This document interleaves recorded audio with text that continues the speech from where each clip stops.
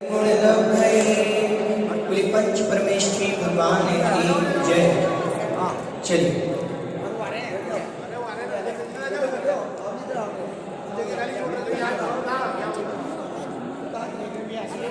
चलिए आ जाएंगे। थोड़ा सा खिसक जाता है, थोड़ा सा स्थान बना लो, कोई दिक्कत नहीं अपने लिए।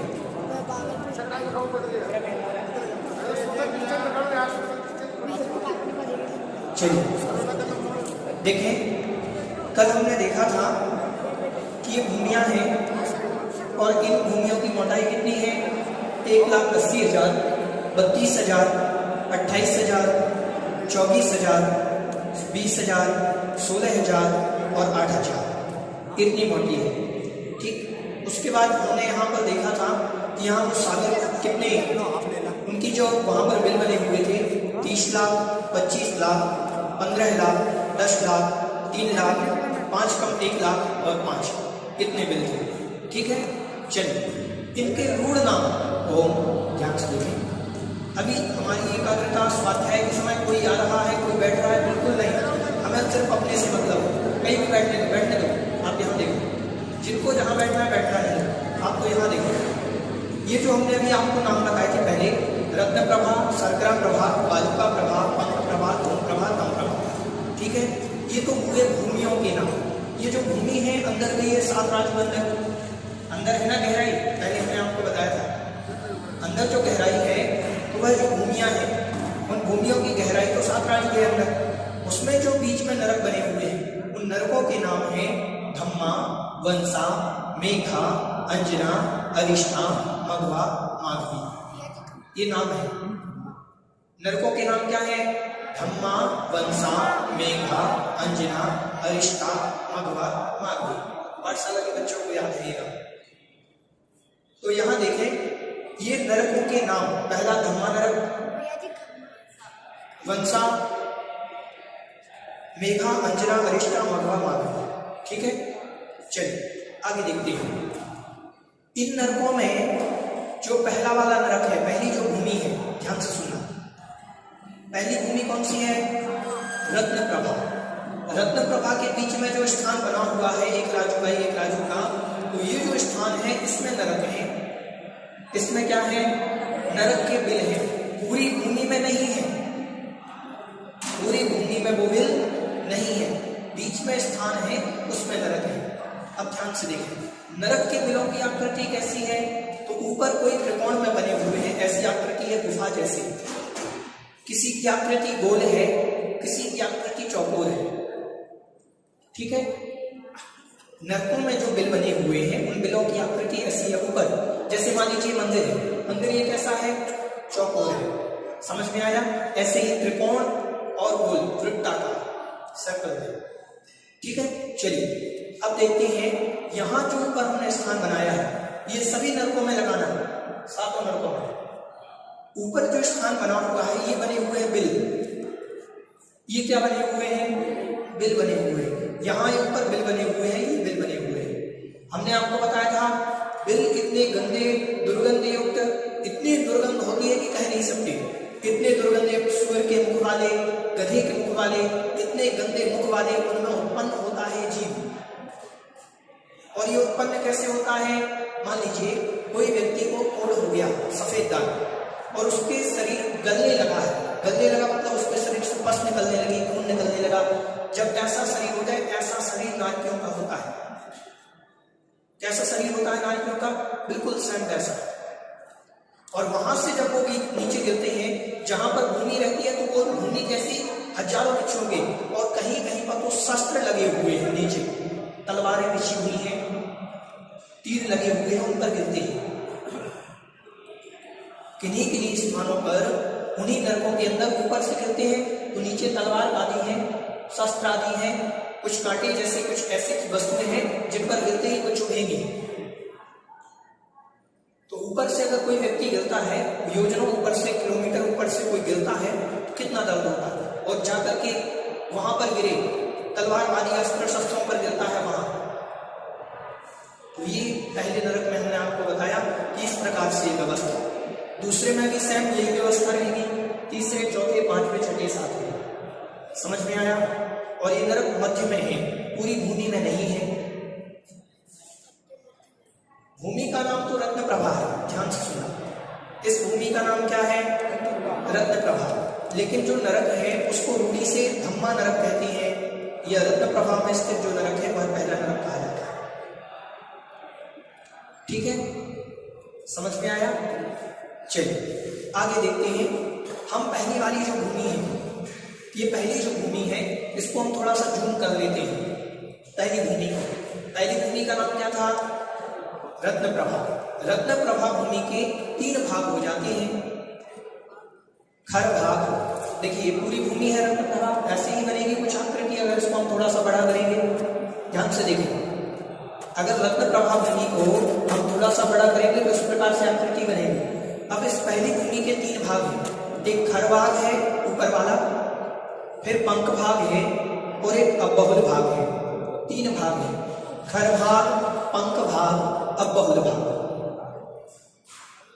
देखें, खर भाग, पंख भाग और अबहुल भाग। समझ में आया? नरक की पहली भूमि के बस 3 भाग हैं, बाकी की नरकों में कोई भाग नहीं है, वो तो एक ही है। पहली भूमि के 3 भाग, अब ध्यान से देखें। 4 प्रकार के देव होते हैं, ध्यान से सुनना। देव कितने प्रकार के होते हैं? 4 प्रकार के। एक हुए भवनवासी, एक हुए व्यंतर, एक हुए ज्योतिषी और एक हुए वैमानिक। इन 4 प्रकार के देवों में देव की जो कैटेगरीज हैं 4 प्रकार की हैं। तो जो भवनवासी और व्यंतर हैं वो तो नीचे भूमि में रहते हैं, रत्न प्रभा में। समझ में आया? ज्योतिषी देव सूर्य, चंद्र, ग्रह, नक्षत्र, तारे, ये जो हमें सब दिख रहे हैं इनमें रहते हैं। और आपने नाम सुना होगा स्वधर्म में ईशान, सनत कुमार, माहिन। ऊपर स्वर्गों में विमान, जो स्वर्ग बने हुए हैं, विमान बने हुए हैं, तो वहां वो वैमानिक देव रहते हैं। 4 प्रकार के देव। समझ में आया? तो अब इनमें जो 2 भेद हैं, ध्यान से सुनना, भवनवासी और व्यंतर। अब क्योंकि अभी अपन अधोलोक में चल रहे हैं तो ऊर्ध्वलोक की, मध्यलोक की बात नहीं करेंगे, इनको अपन हटा देते हैं। हमने आपको समझाने के लिए बता दिया था कि इतने 4 प्रकार के देव होते हैं। ठीक है, चलिए। भवनवासी देव के भेद हैं 10 और व्यंतर देव के भेद हैं 8। भवनवासी कितने प्रकार के? 10 प्रकार के। भवनवासी देव मतलब जो नीचे रहते हैं, भवनों में रहते हैं। ठीक है। व्यंतर किन्हें कहते हैं? जो यत्र तत्र घूमते रहते हैं, जिनको घूमने में बड़ा मजा आता है, वो व्यंतर बनते हैं। जैसे इस संसार में अपन को मंदिर जाने में आनंद नहीं आता, मनाली घूमने जाना हो, शिमला घूमने जाना हो, जम्मू कश्मीर घूमने जाना हो, गोवा घूमने जाना हो, केरल घूमने जाना हो, जिनको घूमने में मजा आता, मंदिर आने में मजा नहीं आता, वो व्यंतर बनते हैं। सही बात है। जिनको घूमने में ज्यादा आनंद है, मंदिर में आनंद नहीं है, वहां तो आप 3 घंटे लगाएंगे घूमने में, और मंदिर में 2 मिनट में सिर टेका और बाहर। समझ रहे हैं? तो जिनको घूमने में आनंद है, ऐसे जीव व्यंतर देव बनते हैं। चलिए ध्यान से सुनो, ये जो देव हैं, ध्यान से सुनना। भवनवासी के कितने भेद हैं? 10 और व्यंतर के 8। इनमें से भवनवासी का एक नाम है असुर कुमार। क्या नाम है? वो जो है वो दूसरे भाग में रहता है, पंख भाग में। पहली भूमि का दूसरा भाग क्या होगा? पंख भाग। तो पहला देव जो है भवनवासी का, एक प्रकार के जो देव हैं वो इसमें रहते हैं, असुर कुमार जाति के देव इसमें रहते हैं, पंख भाग में। ठीक है। और व्यंतर के 8 भेद में से एक भेद है राक्षस। राक्षस जाति के व्यंतर होते हैं, तो राक्षस जाति के व्यंतर भी पंख भाग में रहते हैं। तो व्यंतर जाति का एक देव पंख भाग में और असुर भवनवासी देवों का एक देव पंख भाग में, और बाकी के जो शेष बचे वो खर भाग में रहते हैं, मतलब ऊपर के हिस्से में रहते हैं। समझ में आया? भवनवासी के कितने भेद हैं? 10 में से 9 प्रकार के देव ऊपर रहते हैं, एक असुर कुमार जाति के देव पंख भाग में रहते हैं। व्यंतर के 8 भेद हैं, जिनमें व्यंतर का एक भेद जो है राक्षस जाति के देव नीचे रहते हैं, बाकी के सब ऊपर रहते हैं। समझ में आया? इतना समझ में आया? और तीसरी भूमि जो है अबहुल भाग।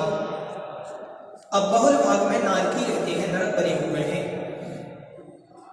रत्न प्रभा भूमि के 3 भाग, ध्यान से सुनना, 3 भाग, खर भाग, पंक भाग और बहुल भाग। खर भाग में असुर कुमार जाति को छोड़ करके बाकी के भवनवासी और व्यंतरों में राक्षस जाति के देवों को छोड़ करके समस्त व्यंतर पहले भाग में।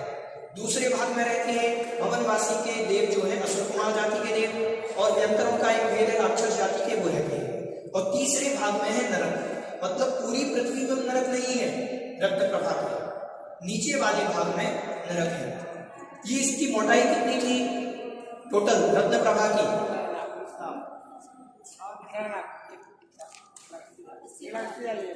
1,80,000। कितनी थी? 1,80,000।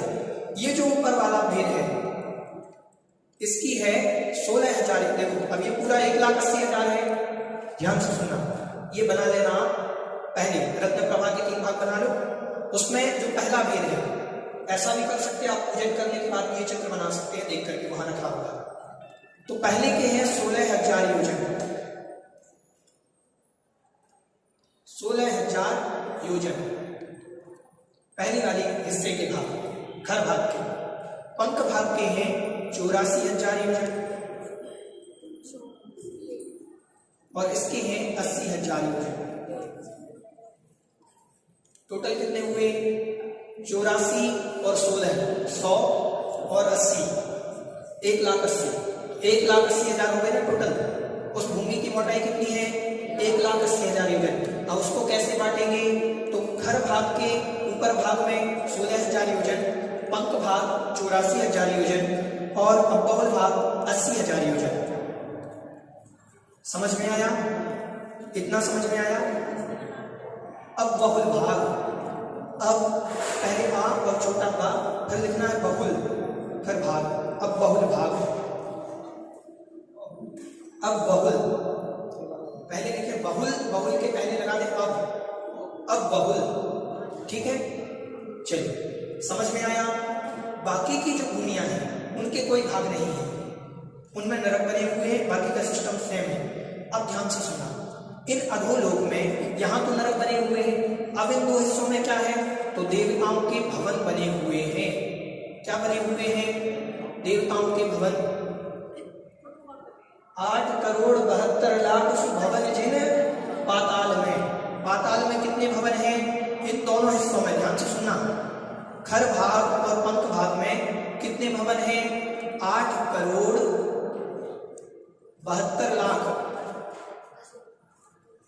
भवन है। ये किनके हैं? इन देवताओं के, भवनवासियों के और व्यंतरों के।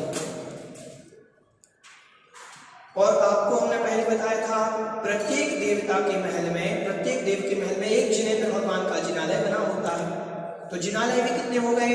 8,72,00,000। 8,72,00,000 जिनालय भूमि के नीचे है, पाताल लोक में, मध्य नीचे। समझ में आया? कितने जिनालय है नीचे? 8,72,00,000 भवन कहाँ है? नीचे पाताल में है, खर भाग में और पंक भाग में। समझ में आया? तो जब अपन भगवान को नमस्कार करते हैं या कोई विधि अपनाते हैं कि 10 दिशाओं संबंधी जितने भी अरिहंत जी, सिद्ध जी, आचार्य जी, सुबह उठो, एक काम करना, कुछ करो या ना करो, सुबह उठते ही गद्दे पर बैठे बैठे आपको बोलना नहीं है मुख से, सिर्फ मन में उच्चारण करना है। 10 दिशाओं संबंधी जितने भी अरिहंत जी, सिद्ध जी, आचार्य जी, उपाध्याय जी, सर्वसाधु जी, जिन धर्म, जिनागम, जिन चैत्य, जिन चैत्यालय, सिद्ध क्षेत्र, अतिशय क्षेत्र, जहां जहां भी विराजमान हो, उन सबको मेरा बारंबार नमस्कार हो। इतना बोल करके नमोकार मंत्र पढ़ करके अपने गद्दे से उठना चाहिए। बिल्कुल उठते ही ये काम सबसे पहले हो हमारा। क्या? नहीं, मूर्तियां नीचे से इसलिए निकलती, ध्यान से सुनो, मूर्तियां जो नीचे से निकलती हैं, ध्यान से सुनना, ये तो जहां ये जो भवन है, इनकी मूर्तियां 500 धनुष की है, 3,000 फीट की एक मूर्ति। कितने फीट की है? 3,000 फीट की। और एक जिनालय में 108 है। 3,000 फीट की एक प्रतिमा है पद्मासन में, और एक जिनालय में 108। उस जिनालय की लंबाई चौड़ाई आपके भारत बराबर है। पूरा भारत जितना लंबा है ना, इतनी तो लंबाई है उस जिनालय की, एक जिनालय की। नीचे जमीन के अंदर थोड़ी होगी। नहीं, आप लोग जो जमीन मानते हैं वो आप पृथ्वी को मानते हैं। देखो, इस पृथ्वी के अंदर कुछ नहीं। अभी पृथ्वी को आप छोड़ो, हम जो व्यवस्था बता रहे हैं आप उसको ध्यान दो। आप समझते हैं कि पृथ्वी ही जमीन है, पृथ्वी कुछ नहीं है। जैन दर्शन में पृथ्वी हम बताएंगे। ये जो पृथ्वी बता रहे हैं, अब ध्यान से सुनना। इतना समझ में आया? एक भवन तो 8,72,00,000 भवन तो नीचे हैं, नीचे जमीन के अंदर, और बड़े बड़े जिनालय हैं। भवन कितना बड़ा होगा वो जिसमें इतना बड़ा जिनालय है? आप बता रहे हैं भारत के बराबर एक जिनालय। एक जिनालय।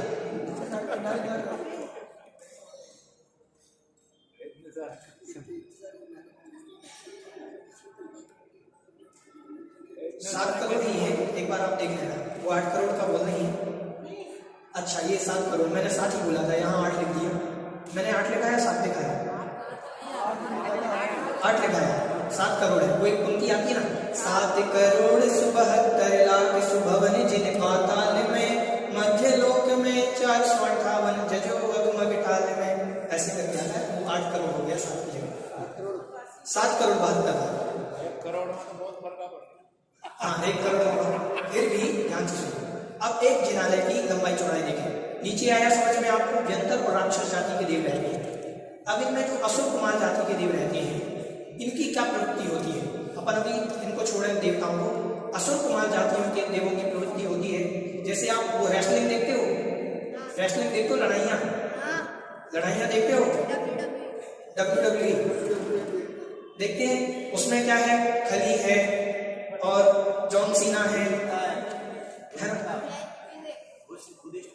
हाँ, जो भी हो, मैं नाम नहीं मालूम, मैं 2-4 के नाम मालूम है। तो वो आपस में लड़ते हैं और कितने लोगों को आनंद आता है? एक दूसरे को कितना मारते हैं, आनंद आता है। ऐसे व्यक्ति जो लड़ रहे हैं वो भी नरक जाते हैं और जो अनुमोद ना करते हैं वो भी नरक जाते हैं। यही व्यवस्था है वास्तविकता में। आपने देखा, बैलों को लड़ाया जाता है, मुर्गे को लड़ाया जाता है। ये लड़ाने वाली जो भी व्यवस्था है उसको गेम मान करके अपन खेलते हैं। उनको अगर गेम मान करके अपन व्यवस्था बनाते हैं तो वो सारे लक्षण अपने किसके हैं? नरक जाने के। वहां भी क्या होता है, यहां पहले से तीसरे नरक तक, ध्यान से सुनो, पहले से तीसरे नरक तक असुर कुमार जाति के देव नीचे लड़ाने जाते हैं। ये देखो, पहला नरक तो यहां है इस भूमि में, दूसरा यहां, तीसरा यहां, तो ये तो ऊपर ही रहते हैं, तो नीचे के नीचे तुरंत चले जाते हैं। तीसरे तक जा सकते हैं देवता, इससे नीचे नहीं जाते। तो तीसरे तक जाते हैं और तीसरे तक जाकर के आपस में लड़ाते हैं नारकियों को। उनको आनंद आता है। जैसे अपन कोई गेम कराते हैं लड़ने वाला तो अपन को आनंद आता है, अपन आनंद के लिए कराते, ऐसे उनको आनंद आता है। तो ऐसे देवता भी असुर कुमार जाति के देव बनते हैं, ऐसे जीव भी, और नरकों में जाकर के लड़ते फिरते हैं। समझ में आ रहा है? ऐसी प्रवृत्ति, अगर कोई लड़ रहा हो तो आनंद नहीं मनाना, उसके झगड़े को सुलझाना। हाँ, मम्मी पापा लड़ रहे हो लक्ष्य, तो उनको समझाना, आनंद नहीं मनाना। ठीक है? तो बात यह है कि अगर कोई लड़ रहा हो, ध्यान से सुने, व्यवस्था की दृष्टि से उनको सुलझाने की बात, लड़ने में आनंद नहीं मनाना। कोई भी व्यक्ति की आपस में लड़ाई हो रही हो तो उसमें लड़ने में आनंद नहीं मनाना। अगर ऐसी प्रवृत्ति अगर हमारी है तो हम वहां जाते हैं नरकों में। ठीक है? तो ये तीसरे नरक तक जाते हैं। चलिए, इतना समझ में आया? चलिए थोड़ा सा और समझ लेते हैं नरक का पूरा पार्ट। नरक की आयु कितनी है? ठीक है, पहले नरक की ये जघन्य आयु है 10,000 वर्ष। कम से कम मिनिमम आयु में पहले नरक में आप गए तो मिनिमम कम से कम आयु कितनी है? 10,000 वर्ष तो कम से कम है ही, ज्यादा से ज्यादा 1 सागर पहले नरक वही बताते हैं सागर का प्रमाण। ठीक है, इतना समझ में आया? चलिए, जघन्य आयु लिख लें 10,000 वर्ष। अब हम आपको बताते हैं आयु कितनी होती है, कैसे होती है।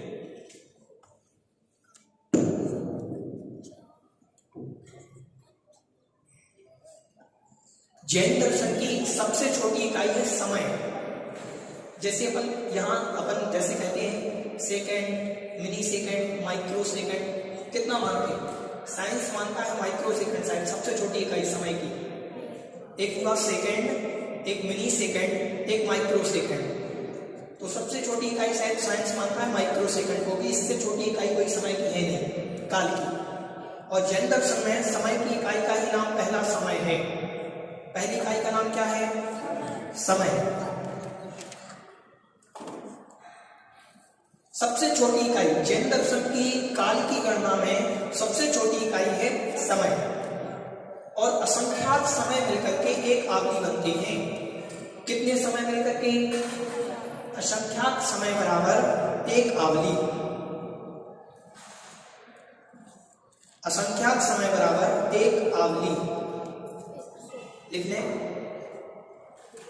एक आवधि। और असंख्यात आवधि बराबर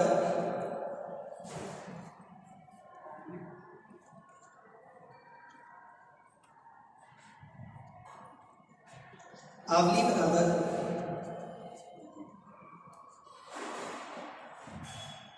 एक सेकंड के लगभग आएगा। हाँ, सेकंड लिख लें, या नाड़ी की धड़कन जो होती है ना, अपने नाड़ी की धड़कन, तो एक सेकंड के समथिंग मानते हैं वो अपन। तो मान लो एक सेकंड मान लो। असंख्यात समय बराबर एक आवधि और असंख्यात आवधि बराबर एक समय, एक सेकंड। ठीक है, तो समझ में आए समय कितना छोटा है? असंख्यात एक समय सबसे छोटी इकाई। अगर असंख्यात समय जब मिलेंगे तो एक आवधि बनेगा, और असंख्यात आवधि जब मिलेंगे तब एक सेकंड बनेगा। ठीक है, इतना समझ में आया समय की इकाई। अब आप यहां से हम ऊपर भी ले जाते हैं, यहां से सीधे आ जाओ आप 365 दिन 100 वर्ष पर। आप बीच में लिख लेना 365 दिन, सप्ताह, मंथ, मुहूर्त, अंतर मुहूर्त, ये सारी चीज लिख लेना। ठीक है, ये वो लिख लो 1 मिनट। 12-24 मिनट बराबर, लिखो 24 मिनट बराबर एक घड़ी। एक घड़ी। और 48 मिनट बराबर एक मुहूर्त।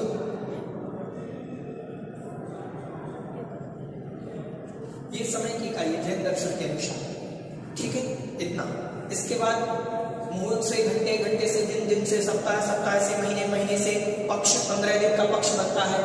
कहीं पर लिखा आया कि एक पक्ष, तो एक पक्ष मतलब 15 दिन, कृष्ण पक्ष या शुक्ल पक्ष जैसे होते हैं। पक्ष के बाद आता है ऋक्ष, ऋक्ष को बोलते हैं 1 महीने, ऋक्ष 6 महीने का भी होता है। फिर उसके बाद आया वर्ष, तो 365 दिन लगभग। ठीक है, समझ में आया? अब अपनी वर्ष से गणना चालू होती है। सागर तक पहुंचना है अपन को अभी 48 मिनट का। एक मुहूर्त मतलब बेटा 48 मिनट। ठीक है, चलो 365 दिन का एक वर्ष। ठीक है,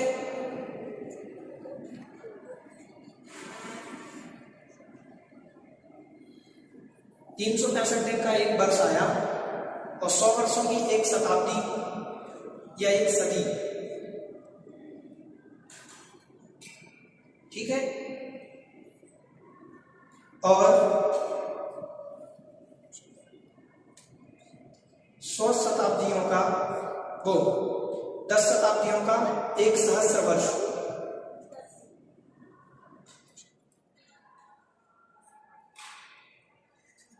एक सहस्र मतलब 1000 वर्ष। 1000 वर्ष समझ में आया? ध्यान से सुने, 365 दिन 301 वर्ष। ऐसे 10 बार अगर वर्ष आ जाए तो एक सदी बन जाएगी। 100 साल की एक सदी बनती है। 100 बार, इसका 100 में गुणा करेंगे तो एक सदी बन जाएगी। 100 वर्ष की एक सदी, 100 वर्ष की एक सदी या शताब्दी जिसे कहते हैं। ठीक है, 100 वर्ष की एक शताब्दी। ठीक है, चलिए। और 1000 वर्ष की बनेगी एक सहस्त्र वर्ष। 1000 साल बराबर एक सहस्त्र वर्ष।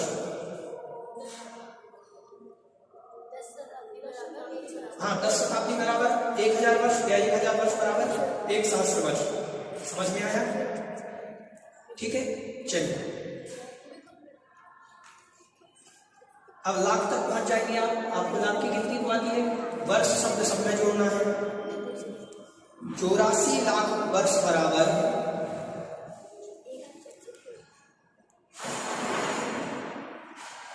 एक पूर्वांग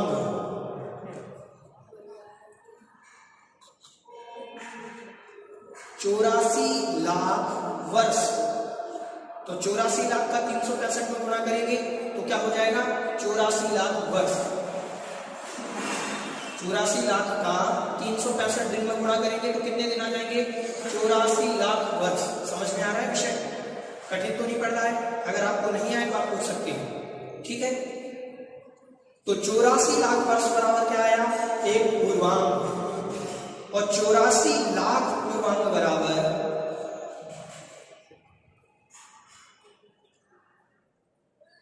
एक पूर्व।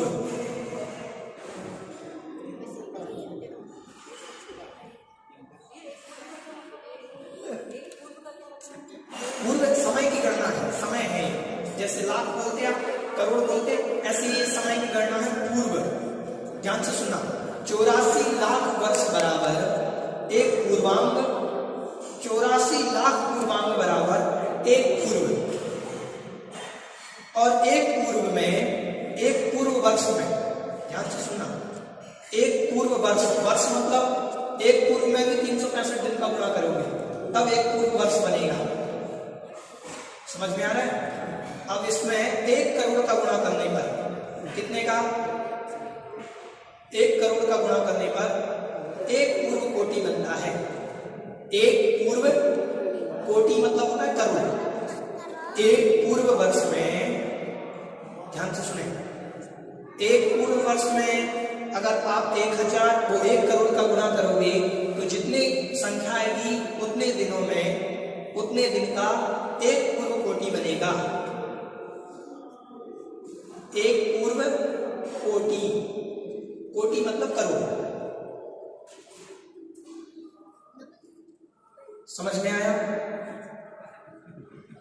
आदिनाथ भगवान की 84 लाख 84 लाख वर्ष पूर्व उनकी आयु थी। 84 लाख वर्ष पूर्व में थी, ठीक है। और मनुष्य की देखो, आदिनाथ भगवान की आयु कितनी थी जो हमने आपको बताया? 1 को पूर्व बताया, उनकी थी 84 लाख वर्ष पूर्व। इतनी आयु थी आदिनाथ भगवान की, उस समय इतनी आयु होती थी। समझ रहे हैं? इतनी आयु थी। 84 लाख भगवान का एक पूर्व हुआ था। नहीं, 84 लाख वर्ष का एक पूर्वांग, 84 लाख पूर्वांगों का एक पूर्व, तो उनकी आयु थी 84 लाख वर्ष पूर्व। उस जमाने में जो होते थे पैदा वो इतने होते थे, इतने बड़ी बड़ी आयु। हाँ, उस जमाने में इतनी ही होती थी, धीरे धीरे घटती जा रही। आज के 50-60 साल पहले जाओ, आपने एवरेज देखा होगा, लोग 90 साल के 100 साल के होते थे। आज का एवरेज है 70 साल 60 साल के हो रहे हैं। अगर इसमें 50 साल चले जाएंगे, आयु घटती जा रही है। ये काल का ह्रास हो रहा है। काल चक्र भी हम आपको समझाएंगे, ठीक है। इतना समझ में आया? इतनी मनुष्य की उत्कृष्ट आयु हो सकती है, इतने वर्ष।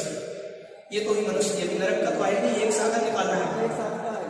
बता दें अब जो 50 जो धीरे प्लस में है क्या? अभी जो हाँ 50 के बाद हाँ, 50-60 वर्ष के, ठीक है। इतना ध्यान से सुने, इतनी गणना समझ में आई? ध्यान से सुने, इतनी। अभी तो उस समय इतना ही ठीक है कि जो अगर हाँ, अगर होंगे तो वहां होंगे तो जी करके आएंगे, और नरक में होंगे तो इतनी भी जी करके आएंगे। क्या दिक्कत है? आदिनाथ भगवान के समय अगर यहाँ होंगे तो यहाँ भी जी करके आएंगे, स्वर्ग में होंगे तो वहां के कह नहीं सकते। लक्षण तो हमारे हैं नहीं आदिनाथ भगवान वाले, एक लक्षण नहीं है हमने। अपन कह देते हैं हम महावीर के वंशज हैं, हम आदिनाथ के वंशज हैं। हम पानी छान करके पीते हैं, हम बाजार का खाते हैं, रात्रि भोजन का त्याग नहीं है, जिनेंद्र भगवान के दर्शन का नियम नहीं है। कैसे कहते हैं हम आदिनाथ भगवान के वंशज हैं? अलग है हम उनके वंशज के लिए। सिर्फ जैन लिखने से कोई जैन नहीं होता है। जिनेंद्र भगवान की आचरण हमारे जीवन में आ जाए। आचार्य श्री कह सकते हैं, सुधा सागर जी कहते हैं मैं कुंभ का वंशज हूं, मैं महावीर का वंशज हूं। बिल्कुल कहते हैं, गर्व से कहते हैं, और हम मानते हैं। समझ रहे हैं? हम हैं, उन जैसा आचरण करें तब तो उनके वंशज हैं। चलिए अब ध्यान से सुने, इतना हुआ। अब आते हैं अपन सागर की आयु पर। एक सागर कितना है? अभी तो कुछ नहीं है इनके सामने ये आयु, अभी एक सागर और बड़ी है।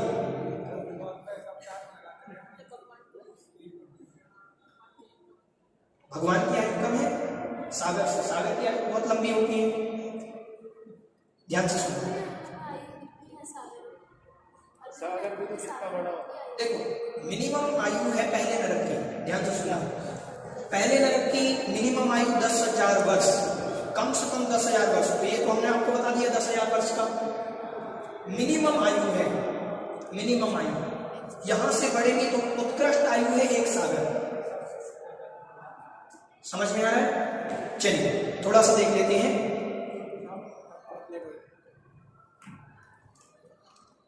लगभग 100 किलोमीटर गहरा गड्ढा, 100 किलोमीटर चौड़ा गड्ढा और 100 किलोमीटर लंबा गड्ढा, एक गड्ढा करना है 100 किलोमीटर। समझ रहे हैं आप? 100 किलोमीटर कितना हो जाएगा आप समझ जाओ उतना। यहाँ से खातौली, ठीक। तो खातौली तक आपके जो स्थान है 100 किलोमीटर लंबा, 100 किलोमीटर गहरा, 100 किलोमीटर चौड़ा, इतना गड्ढा करा। उस गड्ढे में मेढ़े होते हैं, बच्चों बात नहीं, मेढ़े समझते भेड़ का बच्चा। तो भेड़ के बच्चे के बाल काट लिए जाएं, वो प्रमाण बता रहे हैं, काटना नहीं है। भेड़ के बच्चे के बाल निकाल दिए जाएं, उस बाल के इतने टुकड़े किए जाएं कि उसका दूसरा टुकड़ा ना हो सके। इतने टुकड़े उस गड्ढे में भरने हैं। कितने बाल लगेंगे? मेढ़े के एक बाल के इतने टुकड़े करना है कि उसका कोई दूसरा टुकड़ा ना हो सके। काटने वाला पागल हो जाओ। वो तो एक प्रमाण है, आप सिर्फ प्रमाण समझो। अब सोचो उतने बड़े गड्ढे में मेढ़े के उतने बाल भरने हैं, ऐसे भरने हैं कि उस पर चक्रवर्ती की सेना चली जाए, लाखों करोड़ों आदमी तो दबे नहीं, इतने दबा दबा करके भरने हैं। और उसमें से 100 वर्ष में एक बाल निकालना है। कितने वर्ष में? 100 वर्ष में। जब वो गड्ढा खाली हो जाए तब एक व्यवहार पल्ले बनेगा। क्या बनेगा?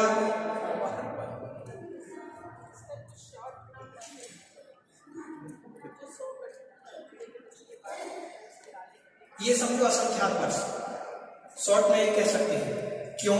आप 100 किलोमीटर गड्ढा और एक बाल 100 साल में निकालना है, वो तो कभी खाली नहीं होगा। ये कल्पना कर रहे होंगे आप, समझ रहे हो? ये आयु हुई एक व्यवहार पल।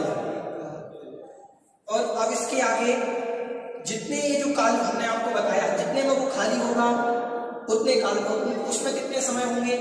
समय, हम समय पूछ रहे हैं, उतने काल में कितने समय होंगे?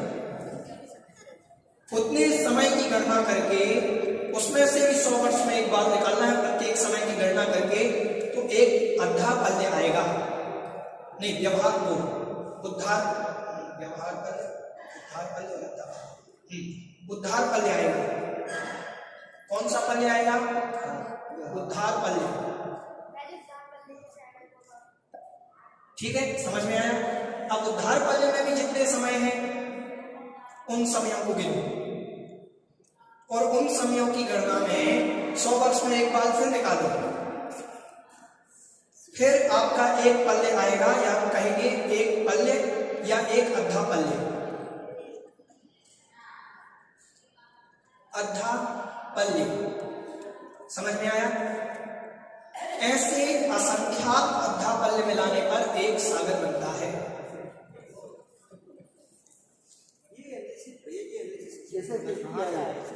इनसे, इनको तो केवल ज्ञान है ना, सब कुछ का ज्ञान है, दुनिया का जितना ज्ञान है इनको है। इनकी गणना बहुत बड़ी है, जो दुनिया सोचती नहीं वो सब उनके पास है। उनने दिया गणधरों को, गणधरों से आया आचार्यों को, आचार्यों से धीरे धीरे परंपरा चली आई, थोड़ा कम आया लेकिन आया जरूर। जैसे ध्यान से सुनो, हम पानी भरने गए थे, कहाँ? कुएं पर। बच्चों ध्यान से सुनो, कुएं पर पानी भरने गए थे और कुएं से हम हाथ में पानी लाए, हाथ में पानी लाए तो वहां से यहां तक हम पानी लाए कुएं से। तो बताओ कितना पानी बचा होगा हाथ में? थोड़ा सा। मिला तो पूरा पानी था वहां से, भगवान आदिनाथ से पूरा ज्ञान मिला था, महावीर स्वामी से, लेकिन वो सबके हाथ में आते आते आते आता अपन को इतना मिला, और अपन को इतना मिला तो इतना भी देखो कितना भयंकर है। सोचो, ये है जैन दर्शन। ये कल्पना कर सकता है कोई? अब ये असंख्यात अद्धा पल्ले वर्ष का, इसमें वर्ष तो जुड़ेंगे ही जुड़ेंगे, ध्यान से सुनना, वर्ष जुड़ेंगे।